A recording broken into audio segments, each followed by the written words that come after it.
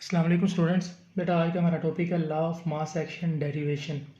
बेटा हम law of mass action discuss कर चुके हैं, जिसमें हमने पढ़ा था जब फॉरवर्ड और रिवर्स रिएक्शन दोनों एक इक्वल कंडीशन में आ जाएं तो उस कंडीशन को हम कहते हैं वो हमारे पास डायनामिक इक्विलिब्रियम है, जिसमें फॉरवर्ड रिएक्शन और रिवर्स रिएक्शन की जो रेट है वो क्या हो जाता है, बराबर हो जाता है। अब बेटा यहाँ पर मैंने उसी रिएक्शन को ही लिखा है। यहाँ पे देखें, ए हमारे पास रिएक्टेंट है, बी भी रिएक्टेंट है, दोनों आपस में कंबाइन हुए इन्होंने सी और डी को बना दिया। अब आप यहाँ पे देखें बेटा, जो बड़ा ए कैपिटल लिखा है उसके साथ मैंने स्मॉल ए लिखा है। बेटा स्मॉल ए से मुराद उसकी है रिएक्टेंट्स, यानी कि उसमें कितने रिएक्टेंट्स आपने क्या किए हैं, ऐड किए हैं। ठीक है बेटा, ए का मतलब बेटा यहाँ पे ये है कि आपके पास कितने रिएक्टेंट हिस्सा ले रहे हैं। फर्स्ट कह लें, अगर रिएक्टेंट का एक मालिक्यूल हिस्सा ले रहा है तो उसकी जगह हम लिख देंगे 1। अगर 2 मोल उसके हिस्सा ले रहे हैं उसकी जगह हम लिख देंगे 2। और अगर 3 मोल हिस्सा ले रहे होंगे उसकी जगह हम लिख देंगे 3। इसी तरह बी का भी, सी का भी और डी का भी। तो ये आगे हमारे पास एग्जाम्पल आएगी, तब आपको मज़ीद क्लियर हो जाएगा कि ये छोटे कैपिटल जो वर्ड्स हैं इनका क्या मतलब है। तो यहाँ पे बेटा देखें, ए और बी आपस में कंबाइन हुए, इन्होंने सी और डी बना दिया। तो ए और बी दोनों रिएक्टेंट्स हैं, तो रिएक्टेंट्स को हम लिखते हैं फॉरवर्ड रिएक्शन से, आर एफ से। ये ऑलरेडी हम डिस्कस कर चुके हैं। ठीक है, तो यहाँ पे ये हमारे पास आ गया फॉरवर्ड रिएक्शन।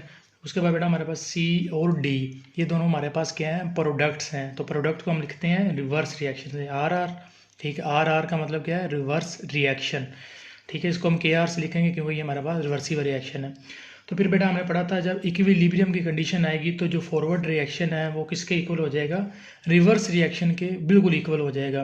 तो बेटा हमने पढ़ा था जो हमारे पास के सी की वैल्यू होती है वो डिपेंड करती है, यानी कि प्रोडक्ट बटा रिएक्टेंट होती है। तो ये हमारे पास प्रोडक्ट है, तो ये बेटा प्रोडक्ट ऊपर आएंगे और ए और बी जो रिएक्टेंट्स हैं ये क्या हो जाएंगे, नीचे आएंगे। तो ये वैल्यू बेटा हम ऑलरेडी निकाल चुके हैं, मेरे ख्याल में अब बताने की मज़ीद ज़रूरत नहीं है।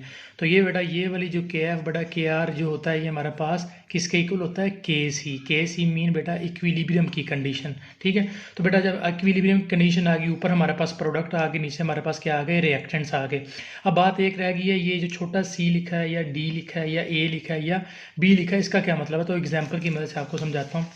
बेटा यहाँ पे देखें, ये नाइट्रोजन है, इसके स्टार्ट में कुछ नहीं लिखा हुआ, इसका मतलब इसका 1 मोल है, इसके ऊपर मैंने 1 लिख दिया। ठीक है बेटा, इसको देखें, ये ऑक्सीजन है, इसके स्टार्ट में कुछ नहीं लिखा हुआ, इसका मतलब इसका भी 1 मोल है। तो नाइट्रोजन का 1 मोल, ऑक्सीजन का 1 मोल, ये दोनों रिएक्टेंट्स हैं, इन्होंने आपस में कंबाइन हुए, इन्होंने क्या बना दिया, NO बना दिया। ठीक है, नाइट्रोजन ऑक्साइड।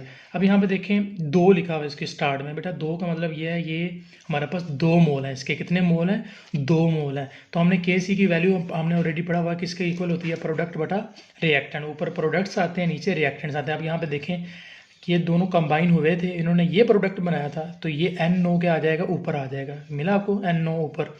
और जो ये दोनों हैं ये हमारे पास क्या रिएक्टेंट्स हैं, ये देखें यहाँ पे ये क्या आ गए, नीचे आ गए। अब NO के साथ मैंने 2 क्यों लिखा है।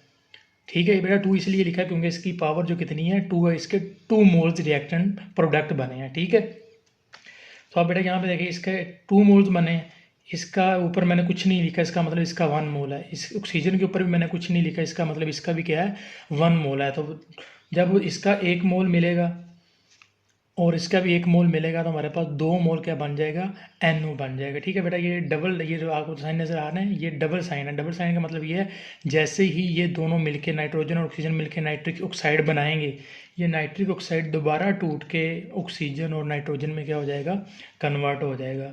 तो उम्मीद है होपफुली आपको ये समझ में आ गई होगी डेरिवेशन। तो बेटा ये बहुत ज़्यादा इंपॉर्टेंट लॉन्ग क्वेश्चन है, इसको आपने अच्छे तरीके से करना है। लॉन्ग क्वेश्चन के 2 पार्ट्स पूछे जा सकते हैं। Define law of mass action, ठीक है, तो जो हमने बेटा कल पढ़ा था टॉपिक, उसमें लॉ ऑफ मास एक्शन का मैंने सिंपल इक्वेशन बताई थी, और उसकी जो था थ्योरी लिखी हुई है ना, वो बुक से बेटा आपने कंप्लीट करनी है। ठीक है, वो थ्योरी बुक से आपने कंप्लीट करनी है। कोई कंडीशन, कोई स्टूडेंट किसी को इशू नहीं होना चाहिए, वो थ्योरी आपने कंप्लीट करनी है, साथ में उसकी डेफिनेशन।